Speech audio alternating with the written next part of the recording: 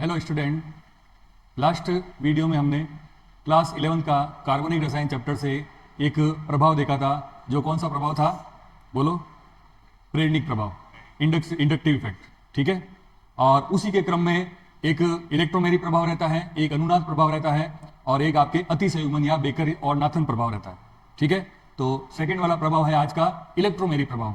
क्या होता है इलेक्ट्रोमेरिक प्रभाव?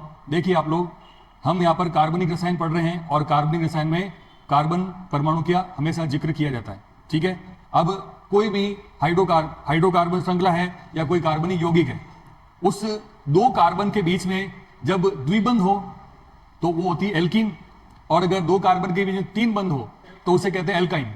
ठीक है, तो ये दोनों के दोनों उदाहरण कौन से हो गए? एल्कीन और एल्काइन, असंतृप्त हाइड्रोकार्बन के या असंतृप्त कार्बनिक अणु के। ठीक है, तो इलेक्ट्रोमेरिक प्रभाव जो है ऐसे कार्बनिक अणु या यौगिकों में उत्पन्न होता है जिनमें दो कार्बन के बीच में या दो अलग अलग परमाणु के बीच में द्विबंध या त्रिबंध उपस्थित हो। ठीक है, तभी ये इलेक्ट्रोमेरिक प्रभाव उत्पन्न होगा। क्या होता है इलेक्ट्रोमेरिक प्रभाव? जब इस प्रकार के असंतृप्त यौगिक जो होते हैं उनमें किसी ध्रुवीय अभिकर्मक या आवेशित स्पीसीज, अब आवेशित कौन सी हो सकती है? या तो धनावेशित हो सकती है या ऋण आवेशित स्पीसीज हो सकती है। तो इन आवेशित स्पीसीज के प्रभाव में जब ये आवेशित स्पीसीज कार्बनिक यौगिक के द्विबंध या त्रिबंध पर आक्रमण करती है तो वो जो पाई इलेक्ट्रॉन होते हैं, तीन इलेक्ट्रॉनों में से एक हमेशा सिग्मा बंध होगा और दो पाई होंगे, और दो बंध है तो उसमें एक सिग्मा होगा और एक पाई बंध होगा।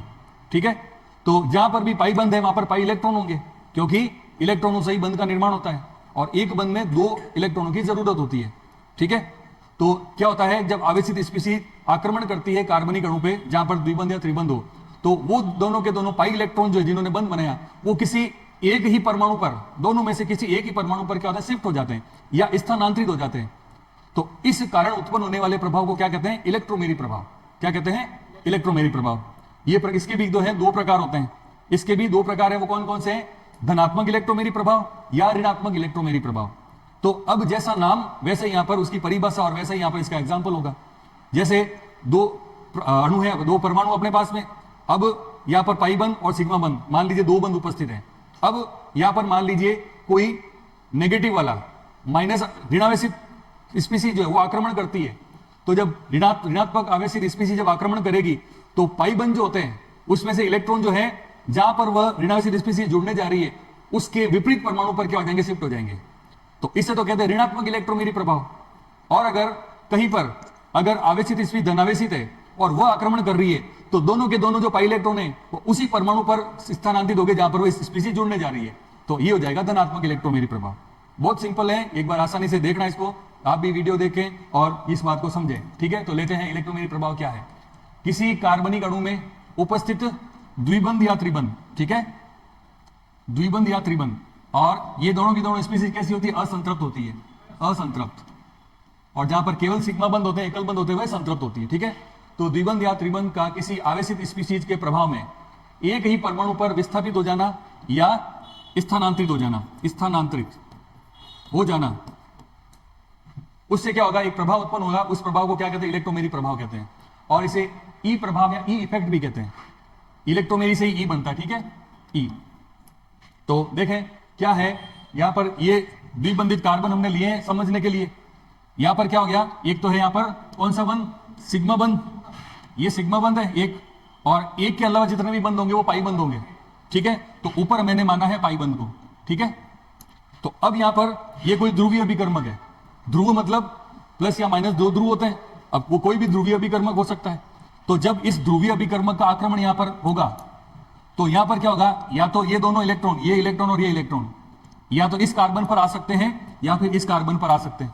ठीक है, तो अगर इस तरह की घटना होगी कि मान लीजिए यहां पर जो है दो इलेक्ट्रॉन थे, ये दो इलेक्ट्रॉन ये इस परमाणु के पास में आ गए, कार्बन के पास में, तो जब इलेक्ट्रॉन किसी की तरफ जाता है तो उसके ऊपर आंशिक ऋणावेश उत्पन्न करता है, आंशिक ऋणावेश उत्पन्न करता है, और इस कार्बन परमाणु से इलेक्ट्रॉन दूर चला गया है तो यहां पर कौन सा?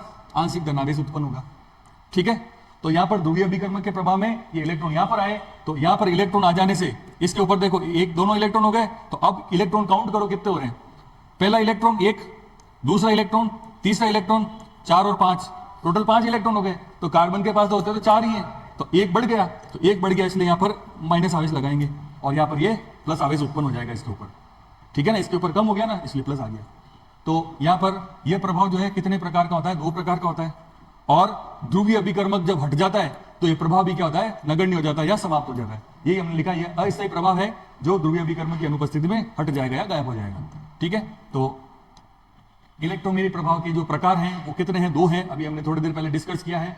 धनात्मक इलेक्ट्रोमेरी प्रभाव, तो धनात्मक का हो जाएगा प्लस, और इलेक्ट्रोमेरी से हो जाएगा ई, और प्रभाव का प्रभाव है, इसे प्लस ई प्रभाव या इस तरह से प्लस ई इफेक्ट भी कहा जाता है, इफेक्ट, क्योंकि प्रभाव को क्या इंग्लिश में कहते हैं, इफेक्ट कहते हैं, ठीक है।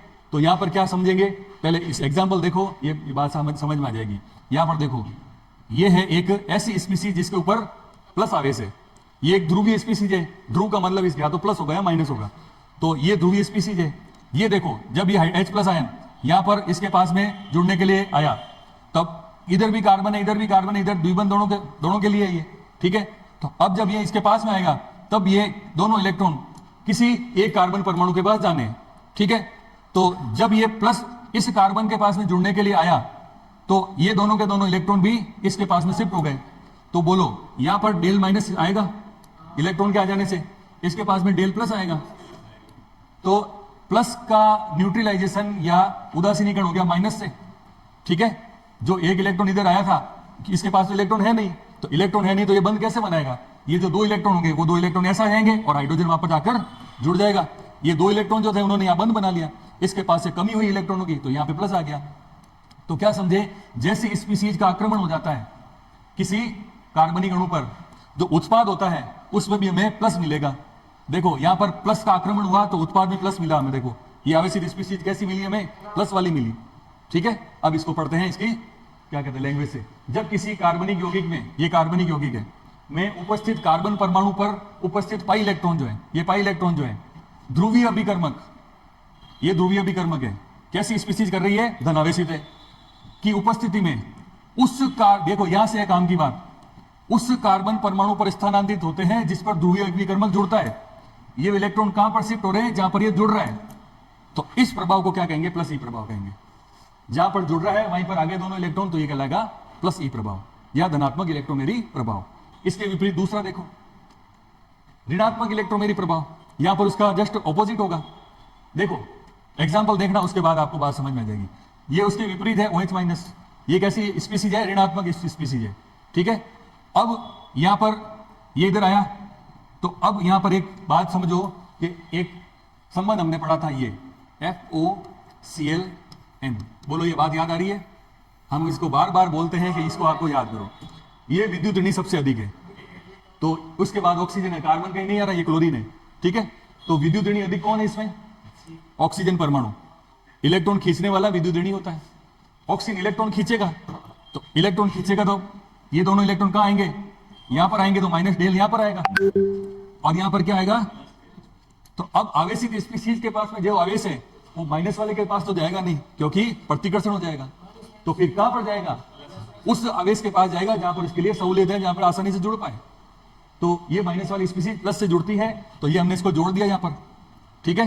और जो इलेक्ट्रॉन शिफ्ट हुए 2 के 2 वो हमने यहां पर ले लिए ऑक्सीजन के पास में। तो यहां पर देखो कैसा आक्रमण हुआ, माइनस स्पीसीज का आक्रमण हुआ, तो उत्पाद में भी क्या मिला, माइनस मिला, ठीक है। ये क्या है, क्या इसको क्या कहते हैं, कुछ समय के लिए उत्पन्न होने वाला प्रभाव है, ये थोड़े समय के लिए रहता है, अभिक्रिया के बीच में उत्पन्न होता है और अभिक्रिया के पूर्ण होने पर ये खत्म हो जाता है, क्योंकि ऐसा माना जाता है कि ये स्पीसीज आई कहां से, इस कहीं ना कहीं ये धनात्मक आवेश को छोड़कर आया है, तभी तो वहां से अलग हुआ इलेक्ट्रॉन आया। तो उस स्पीसीज जो जहां से इसको जो जिसको छोड़ गया है, तो वो स्पीसीज फिर क्या करती है, इसको बाद में आके यहाँ पे जुड़ती है और फिर ये अंतिम अणु जो है वो उत्पाद के रूप में प्राप्त होता है, ठीक है। तो ये बीच का कोई इफेक्ट है, ठीक है। तो देखो परिभाषा, किसी कार्बनिक यौगिक में उपस्थित कार्बन परमाणु के पाई इलेक्ट्रॉन ध्रुवीय अभिकर्मक की उपस्थिति में उस परमाणु के विपरीत परमाणु पर स्थानांतरित होते हैं, उस परमाणु के विपरीत परमाणु पर स्थानांतरित, जहां पर ये जाकर जुड़ रहा है, ठीक है ना। तो विपरीत परमाणु पर स्थान, जिस परमाणु पर अभिकर्मक आक्रमण करता है, तो इसको क्या कहते हैं, ऋणात्मक इलेक्ट्रोमेरी प्रभाव,